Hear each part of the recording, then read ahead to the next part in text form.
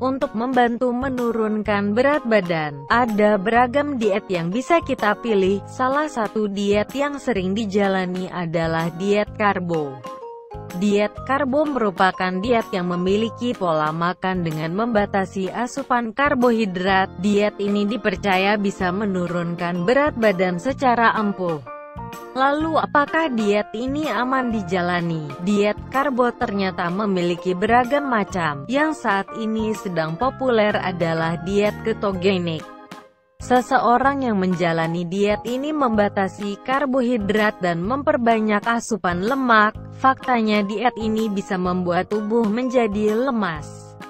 Dikatakan oleh para ahli gizi jika diet ini bisa menjadi bumerang bagi kesehatan. Tubuh mendapatkan energi yang dibutuhkan dengan memecah karbohidrat dari makanan yang kita asup.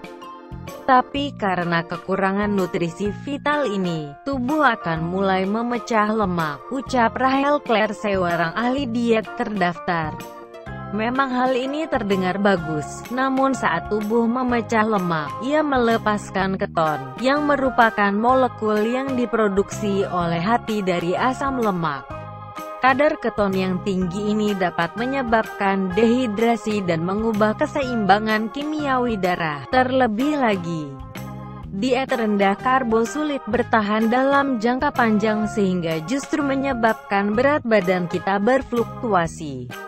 Semua hal ini berefek buruk bagi kesehatan. Dalam beberapa kasus medis kecil, diet ketogenik sebenarnya memberi manfaat, seperti untuk penderita epilepsi, tetapi untuk masyarakat umum, diet ketogenik cukup berbahaya, kata Claire. Agar tubuh tidak mendapatkan efek negatif dari diet, cobalah menjalankan diet yang tepat untuk menurunkan berat badan. Dokter menyarankan untuk menukar karbohidrat sederhana favorit dengan karbohidrat kompleks seperti serealia utuh, beras merah, ataupun oatmeal, jika kita masih ingin melakukan diet ini. Diet ketogenik harus dalam pengawasan dokter. Bila ragu dengan jenis karbo yang harus dipilih, telusuri merek yang menyertakan kata utuh di depan bahan utamanya. Setidaknya setiap bahan makanan memiliki 3 gram serat per sajian. Cara seperti ini akan membuat perut tidak kelaparan dan kesehatan tetap terjaga.